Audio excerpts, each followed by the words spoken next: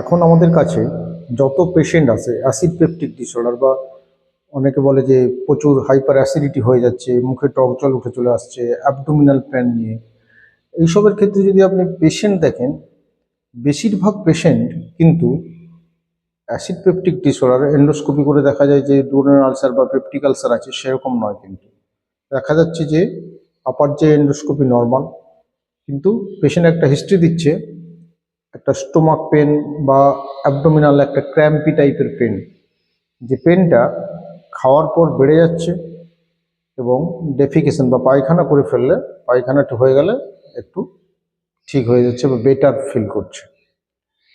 এইরকম পেশেন্টটা কিন্তু বেশিরভাগ ক্ষেত্রে দেখা যায় যে ইরিটেবল বাউল সিনড্রোমের পেশেন্ট, কিন্তু এরা ডায়াগনোসিস হয়।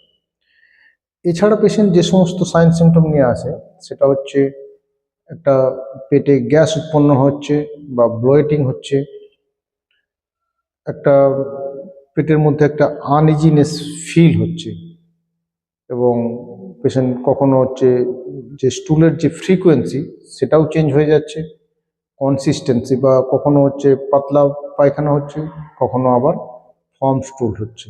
এই জন্য হচ্ছে স্টুলের কনসিস্টেন্সি চেঞ্জ হচ্ছে।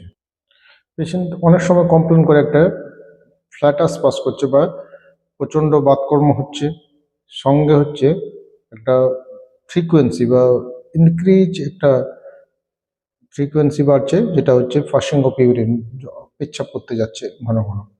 এবং পেশেন্ট কিন্তু ডায়রিয়া বা কনস্টিপেশন দুটো আলাদা আলাদা ক্ষেত্রে বা দুটো অল্টারনেটিভ নিয়ে পেশেন্ট প্রেজেন্ট করতে পারে।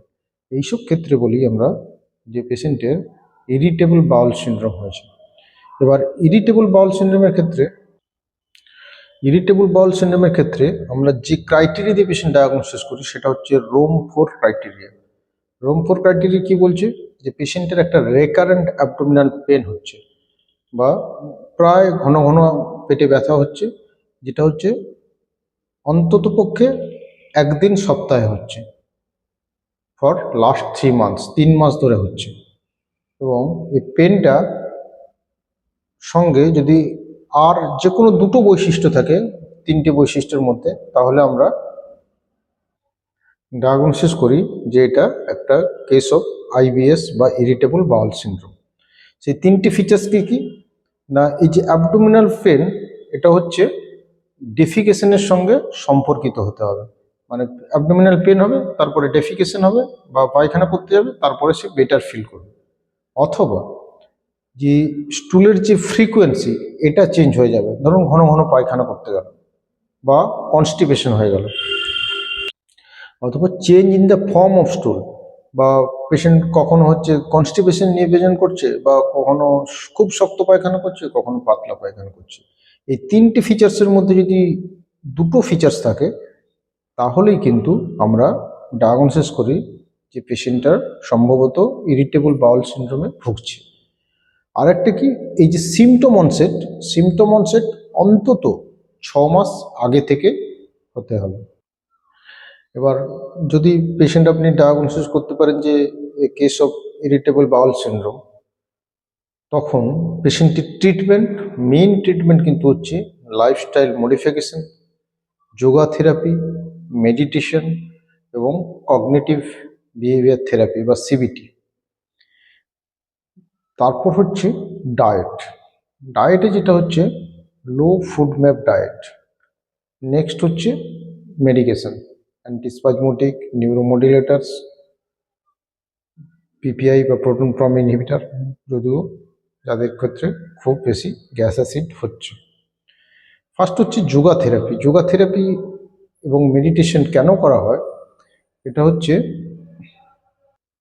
হচ্ছে পেশেন্টের যখন ইমোশনাল আপসেট হচ্ছে বা পেশেন্ট একটা স্ট্রেসফুল কন্ডিশনের মধ্যে পড়ছে, যখন এক্সাম চলে আসছে স্টুডেন্টদের ক্ষেত্রে, বা কোনো একটা টাস্ক সে ফুলফিল করতে পারছে না, সেই সব ক্ষেত্রে কিন্তু পেশেন্টের অ্যাবডোমিনাল পেন সঙ্গে হচ্ছে ফ্রিকোয়েন্সি চেঞ্জ ইন স্টুলের বা ডেফিকেশন হচ্ছে প্রচুর পরিমাণ, বা ইউরিনেশন বাড়ছে না। পেশেন্টকে আমরা যে ডায়েটের কথা বলি, সেটা হচ্ছে পেশেন্ট কিন্তু লো ফুড ম্যাপ ডায়েট তাদেরকে নিতে হবে।